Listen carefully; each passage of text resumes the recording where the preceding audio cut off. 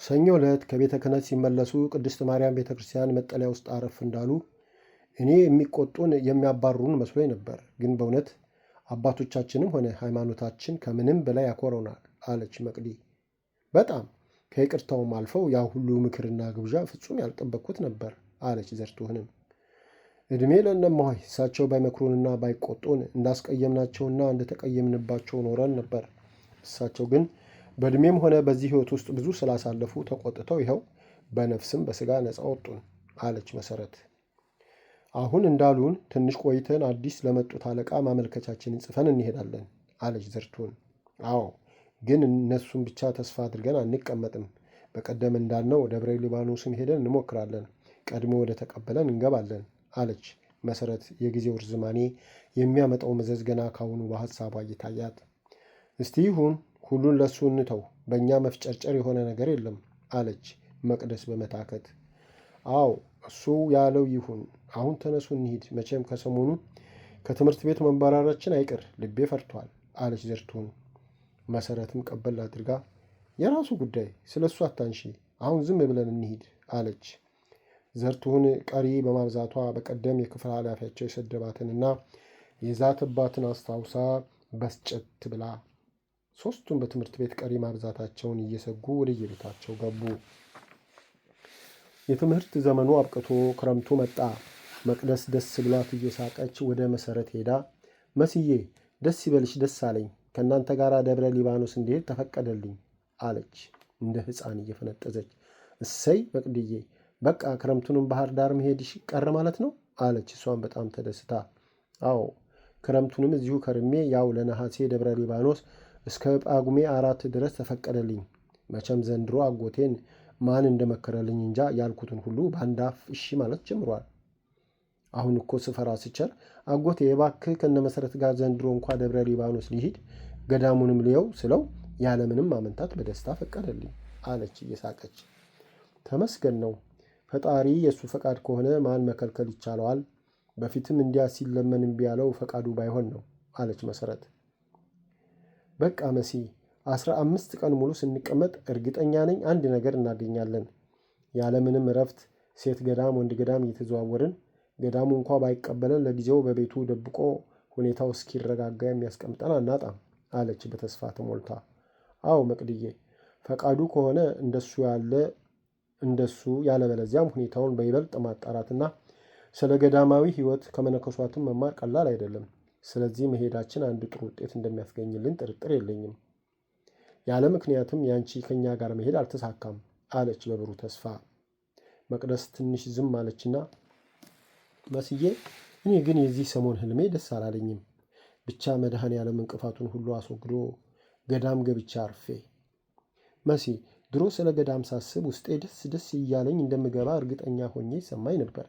አሁን ግን ስጋት፣ ፍርሃት፣ እንደው የገዳም ነገር ሐሳብ ብቻ ሆኖ የሚቀር መስሎ ይታየኝ ጀምሯል። በዛ ላይ ቅዠቱ አለች በስጋት። አረ መቅዴ፣ ምን እያልሽ ነው? እንደዚህማ ለሰይጣን ፊት አትስጭው። ቅዠቱ የእሱ ማስፈራሪያ ነው። ፍርሃት የሚያሰኘውም እሱ ነው። ስለዚህ አይዞሽ። በዛ ላይ ቀጥታ እንገባለን ብለን ግን ደጅ ጥናት እንዳለው ስናውቅ እኮ ሁላችንም ነን ተስፋ የቆረጥ ነው። ደግሞ አንድ ነገር ለማድረግ ስትጓጉ እንደዛ ነው የሚያደርገው አለቻት። እነ መሰረት የተክለ ሃይማኖትን በዓል ውለው በማግስቱ ወደ ሴት ደብር ሄደው እማሆይ ወለተ አማኑኤል የመጡበትን ነግረዋቸው እንዲረዷቸው ተማጸኑ። እማሆይ ወለተ አማኑኤል ልጆችዬ፣ ሐሳባችሁና ዓላማችሁ የእግዚአብሔር ፈቃድ ከተጨመረበት ጥሩ ነው፣ ግን እዚህ አይሆንላችሁም። ምክንያቱም አንደኛ አባትሽ እዚህ ቦታ ታዋቂ ነው። ስለዚህ እዚህ ያየሽ ሄዶ ይነግራችኋል፣ ወዲያው ትያዛላችሁ። ሁለተኛ ተደብቀን እንኳን እንቀመጥ ብትሉ 3 ናችሁ። 3 ሰው ማጋ የትስ ትሆናላችሁ? ስለዚህ ለእናንተ ርቆ መሄድ እንጂ እዚህ ጀምረነው ነበር ለማለት ካልሆነ በፍጹም አይሆንም አሏቸው አብራርተውና ግልጽ አድርገው። መሰረት፣ በእርግጥ ያሉት እውነት ነው፣ እኛም አስበንበታል፣ ግን ሌላ አማራጭ ካለ ብለን ነው አለች።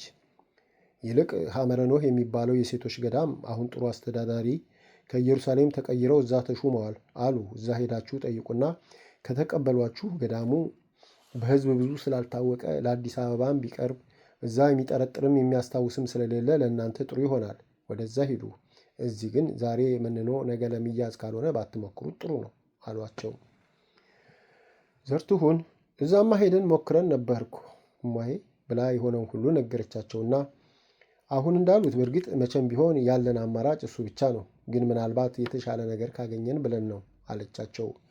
እማሆይ ወለተ አማኑኤል በመገረም ጥረታቸውን አድንቀው በቃ ልጆች ይህን ያህል ውስጡን ካወቃችሁና ተስፋ ካገኛችሁ እዛው ጠንክሩ፣ እዚህ ከአንዳንድ አባቶችና እናቶች ትምህርትና የገዳም አኗኗር ዘዴ እየቀሰማችሁ በጸሎት እየበረታችሁ ክረሙ ብለው የራሳቸውን የሕይወት ተሞክሮና የገዳም አጠቃላይ ኑሮ የቻሉትን ያህል አስረድተው ሸኟቸው።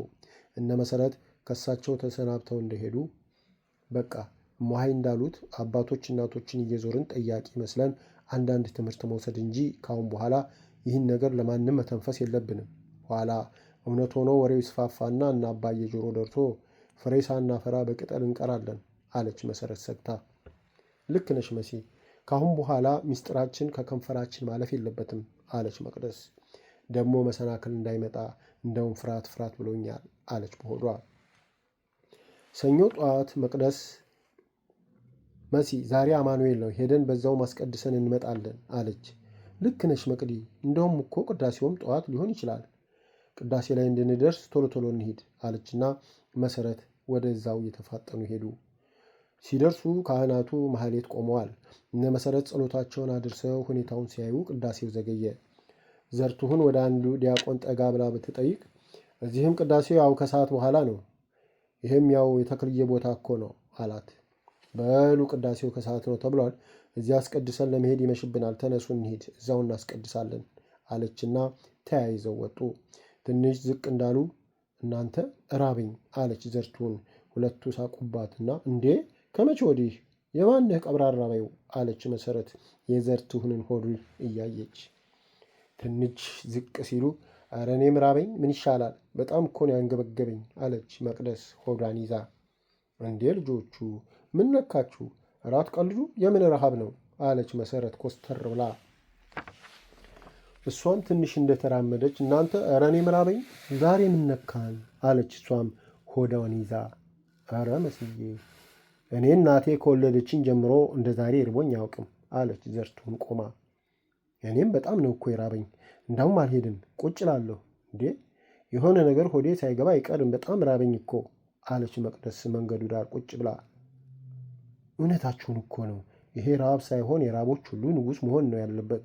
እኔም እኮ ራቤ ከቁጥጥር ውጭ ሊያድርገኝ ነው አለች መሰረትም ዘርቱሁንና መቅደስ አጠገብ መንገዱ ዳር ቁጭ እያለች። ምን ይሻለናል? ቤት ገብተን አንበላ? ሁልጊዜ አዲስ አበባ ልጆች ናቸው አትችሉም፣ ሌሊት ሰዓታት ጠዋት ኪዳን ካደረሳችሁ ይበቃችኋል፣ አስቀድሳችሁ እስከ ማታ መቆየት አትችሉም እያሉ ሲለምኑን ይሻፍረን እምቢ እያለን ከእነሱ እኩል ጾምን እያስቀደስን ከርመን ዛሬ አቃተን እንብላ ብንል ምን ይሉናል? ድሮም ላይ ዘልቅ ጸሎት ለቅስፈት ብለው በሆዳቸው ያሙናል። ታዲያ ምን ይሻለናል አለች ዘርቱሁን። መሰረት በአጋጣሚ 50 ሳንቲም ኪሷን ስዳብስ አገኘችና በቃ በዚህ ዳቦ ገዝተን እንብላ አለች።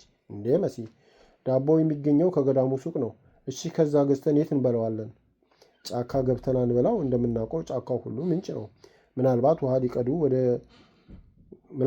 ሊቀዱ ወይ ሊጸልዩ እንደምናውቀው ምናልባት ውሃ ሊቀዱ ወይ ሊጸልዩ ሲመጡ አንድ ሰው እንኳ ቢያይን ለካ እነዚህ ልጆች ሁልጊዜ እየበሉ ነው የሚያስቀድሱት ብለው ይሰናከሉብናል አለች መቅደስ። እሱስ እውነትሽን ነው። በቃ ቀጥ ብለን ዳቧችንን ተከፋፍለን ቤተክርስቲያን ግቢ ገብተን እንደሚጸልይ ሰው ተከናንበን አንዳንድ ዛፍ ስር ቆመን እንብላ አለች። ዳቦውን ገዝተው ቤተክርስቲያን ግቢ ጸሎተኛ መስለው ተከናንበው የየድርሻቸውን በሉ። ረሃቡ ግን ከመታገስ ይልቅ ጨመረ፣ ጭራሽ ባሰባቸው። እናንተ ምን ነው ባልበላሁ ኖሮ ጭራሽ እኮ ባሰብኝ፣ ኧረ ምን ጉድ መጣ አለች ዘርቱሁን። የዛሬው ወይ ለሞታችን ወይ ለሆነ ነገር የመጣ ረሃብ ነው እንጂ የጤና አልለውም። እንዳልሽው ባልበላን ይሻል ነበር። አሁን እኮ እንደ በላይ ሰው ቢሉኝ አላንገራግርም፣ በጣም ብሶብኛል አለች መሰረት የሚበላ ነገር መሬት የወደቀ ይመስል መሬት ላይ እየፈለገች።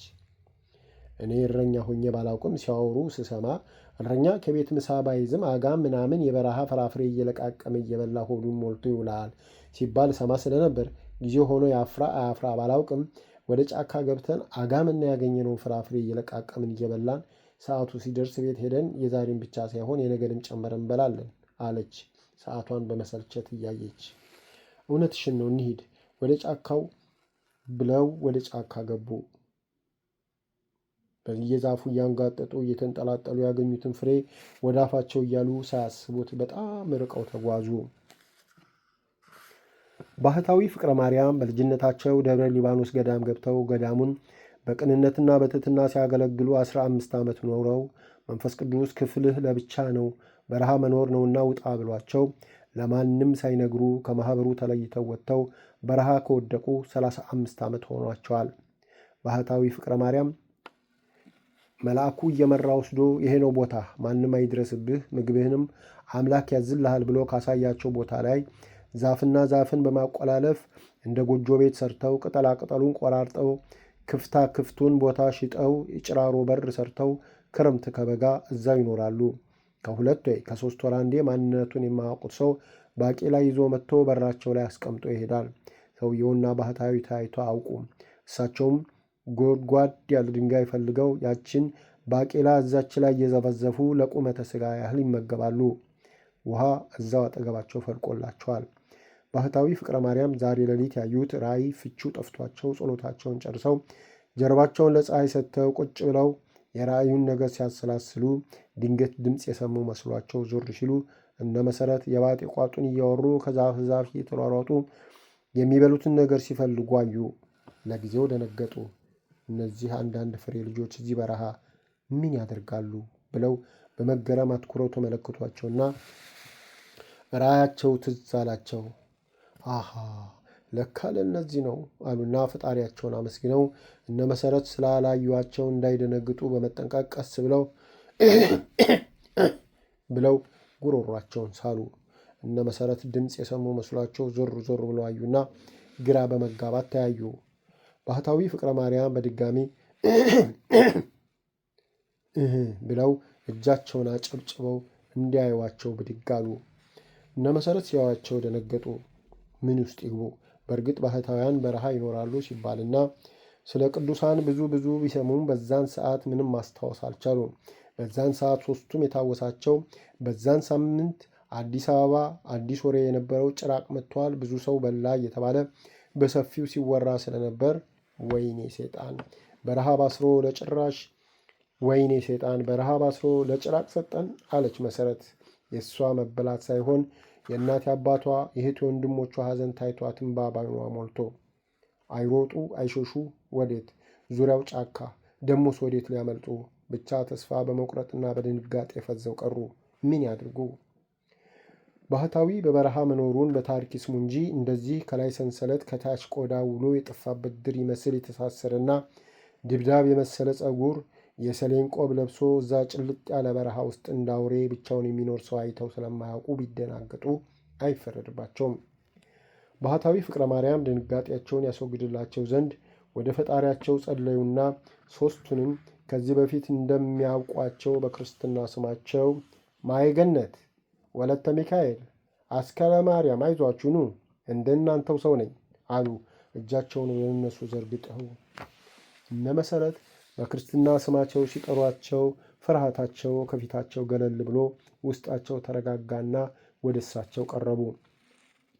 ባህታዊው በፍቅር ተቀብለው በመስቀል አሳለሟቸውና ጎጇቸው ገቡና ከመሻገቱ የተነሳ እንደ ማስቲካ እጅ የሚያጣብቅ ባቄላ በእጃቸው ዘግነው አመጡና በእጅ በእጃቸው ሰጧቸው። መሰረት በተፈጥሯ በጣም ጽዩፍ ስለሆነች ባቄላውን 3ቱን ፍሬ በልብሷ ጠረገችና እየተናነቃት አኝካ ወጠችው። ሌላውን ቁጭ ያለችበት ድንጋይ ስር ቀስ ብላ ጣለችው። እነ መቅደስም እየተናነቃቸው በሉ። ባህታዊው እነ መሰረት እስኪረጋጉ ድረስ እሳቸው ጸሎት ሲያደርጉ ቆዩና ወደ እነ መሰረት ጠጋ ብለው ልጆቼ ለመሆኑ እዚህ በረሃ ምን ታደርጉ መጣችሁ? አሉ። የመጡት በፈቃድ እግዚአብሔር መሆኑን ቢያውቁም ከነሱ ለመረዳት ብለው። መሰረት ርቧቸው ፍርፋሬ ለመለቃቀም እንደሆነ እየፈራች አቀርቅራ ነገረቻቸው። አዎ ልጆቼ፣ እሱ ምክንያት ነው። ዋና ወደዚህ የመጣችሁ ፈቃድ እግዚአብሔር ነው ብለው ትንሽ ዝም አሉና ልጆቼ ገና ከመምጣታችሁ በፊት እንደምትመጡ ፈጣሪ ሌሊት በራእይ አሳይቶኛል። ለዚህ ነው የማናግራችሁ እንጂ እንኳን ከእናንተ ከኮረዳዎቹ ጋር ቀርቶ ከማንም ተገናኝቼ አላውቅም። ሰው የሚባለውን ፍጡር በ35 ዓመቴ እናንተን ሳይ የመጀመሪያዬ ነው። ልጆቼ ወደፊት መንኩሳችሁ በገዳም ለመኖር አይደለም ሐሳባችሁ አሉና ተራ በተራ አዩአቸው። እነ መሰረት ደነገጡ። አዎ ነው አይደለም ለማለት አንደበታቸው ታሰረ፣ ዝም አሉ። ጥሩ አስባችኋል አሉና አሁንም አንድ አቡነ ዘበሰማያት አደረሱና ከጸሎታቸው ቀና ብለው ወደ ዘርቱን እያዩ ወለተ ሚካኤል ዘርቱን ቀና ብላ አየቻቸውና መልሳ አቀረቀረች። ልጄ አንቺ ትመለኩሻለሽ፣ መኖሪያሽም ገዳም ነው። ግን ልጄ የትዕቢትና የቅናት ጾር በጣም ይዋጋሻልና ጥብቀሽ ጸልይ፣ ታገዩም ልጄ፣ ያለዛ መጨረሻሽ ውድቀት ነው አሉ። ወደ መሰረት ደግሞ መልከት አሉና ማየገነት አንቺም መኖሪያሽ ገዳም ነው፣ ትመለኩሻለሽ። ግን ልጄ ዕድሜሽን በፈተና በመከራ ነው የምታሳልፊው። በመጨረሻ ዘመንሽ የመከራውም የፈተናውም አሸናፊ ድል አድራጊ ትሆኛለሽ። ግን ልጄ አምላክ በፈተናው በመከራው ትዕግስቱን ችሎታውን እንዲሰጥሽ አብዝተሽ ተግተሽ ጸልይ አሉ በሐዘኔታ ተመልክተዋት። ወደ መቅደስ መልከት አሉና ልጄ አስካለ ማርያም አንቺ አሁን ታገቢያለሽ። አንዲት ሴት ልጅ ብቻ ትወልጃለሽ። ከእሷ ሌላ ፍሬ የለሽም። እሷ ግን ትበዛልሻለች። ኋላ በመጨረሻ ዘመንሽ ባልሽ ሲሞት ትመነኩሻለሽ። ስለዚህ ልጄ የምታገቢው ካህን ነውና በግድ ከስሩ ጠፍቼ ገዳም እገባለሁ ብለሽ የእሱን ክህነቱን ያንቺን ሕይወት እንዳታጠፊ ልጄ። በክህነትም ጸንተው ከኖሩ ከምንኩስና እኩል ነውና ልጄ አፈነግጣለሁ ብለሽ ከፈጣሪሽ እንዳትጣይ አደራ አሉና ትንሽ ዝም ብለው ከቆዩ በኋላ በሉ ልጆቼ በየተሰጣችሁ በየጸጋ ስጦታችሁ እግዚአብሔርን እያመሰገናችሁ ኑሩ ብለው ሰፋ ያለ ትምህርት ሰጥተው ጸሎት አድርገው መስቀል አሳለሟቸውና ልጆቼ ይህችን መንገድ ሳትለቁ ቀጥ ብላችሁ ሂዱ፣ እዛው ቤተ ክርስቲያን ደጅ ትደርሳላችሁ፣ ወደ ሌላ እንዳትሉ፣ በጣም ስለ ራቃችሁ መንገድ ስታችሁ ጫካ ገብታችሁ መውጫ እንዳታጡ ብለው ሸኟቸው። እነ መሰረት ያሳዩአቸውን መንገድ ይዘው ራቅ እንዳሉ መቅደስ ሰውነቷ በቁጣ ነዶ በረጅሙ ተነፈሰችና የዛሬው ቀን ምን የተረገመ ሰይጣን የነገሰበት ቀን ነው? እስቲ 7 ቀን ጾሙን ውሎ ያደረ ይመስል በጠዋቱ ረሃብ ለቆብን ወደ በረሃ ነድቶ ወስዶ ባህታዊ መስሎ ይጫወትብን አለች መለስ ብላ የመጣችበትን አቅጣጫ በንዴት እያየች። እውነት መቅዲ አዳምና ሔዋንን እኔ መልአኩ ገብርኤል ነኝ ብሎ የተጫወተባቸው ሰይጣን ነው ዛሬ በስውር በረሃብ ገብቶ በግልጽ በአካል ታይቶ የተጫወተብን። አቤት ደግሞ ማስመሰሉን ሲያውቅበት። ልክ እኮ እውነተኛ ባህታዊ አይመስልም አለች ዘርቱን ትዕቢትና ቅናት አለብሽ ስለተባለች ውስጧ ብግን ብሎ ተቃጥሎ። እኔን የገረመኝ ታገቢያለሽ ከአንዲት ሴት ልጅ በቀር ሌላ ፍሬ የለሽም ማለቱ። ገደል ይግባና ይምን አባቱ ጋብቻ ነው አለች በንዴት። እኔንስ ዕድሜ ልክሽን በመከራ በፈተና ታሳልፊያለሽ ሲለኝ አይገርምም? ገዳም ፈተና ያለው ለሁሉም ነው፣ ለመሰረት ብቻ አዲስ መከራ ይመጣ። በሱ ቤት ይህንን ፈርቼ ቀር መስሎት ነው አለች በመገረም። ከሁላችሁ የኔ አይገርምም? ትዕቢትና ቅናት ይለኛል። ቅንቅን ይውረሰውና ብቻ ዛሬ ተጫወተብን። ይህኔ ሰራሁላችሁ ብሎ ይስቃል አለች ዘርቱን። መሰረትና መቅደስ ያንቺንስ እውነት ነው ብሏል አሉ በሆዷቸው። መሰረትና መቅደስ ያንቺንስ እውነት ብሏል አሉ በሆዳቸው። በዚህ አይነት እየተበሰጫጩና እየተቆጡ ቤተ ክርስቲያን ሲደርሱ መነኮሳቱ አስቀድሰው ሲወጡ ደረሱ። እነሱም ከሰው ተቀላቅለው አስቀዳሽ መስለው ወደ ቤት ሄዱ። ግን እንደዛ ሀቅላቸውን እስኪስቱ ያንገበገባቸው ረሃብ እነሱ አልታወቃቸውም እንጂ ባህታዊውን ሲያገኙ ነበር ድራሹ የጠፋው። ከዛን ቀን ጀምሮም እንደዛ አድርጓቸው አያውቅም። እንደገቡ እመሆይ ከነሱ ቀደም ብለው ገብተው ገበታ አቅርበው እንብላ ሲሉ እነ መሰረት በጣም እንደጠገበ ሰው ለመብላት ባይፈልጉም እመሆይ እንዳይቆጡ ቀጥቃብ በላይ እንደ መብላት ያህል ነካ ነካ አድርገው ተዉት። የክረምቱ የደብረ ሊባኖስ ቆይታቸው ጳጉሜ 4 ቀን አለቀና ከነማሆይ ተሰነባብተው ወደ ቤታቸው ተመለሱ።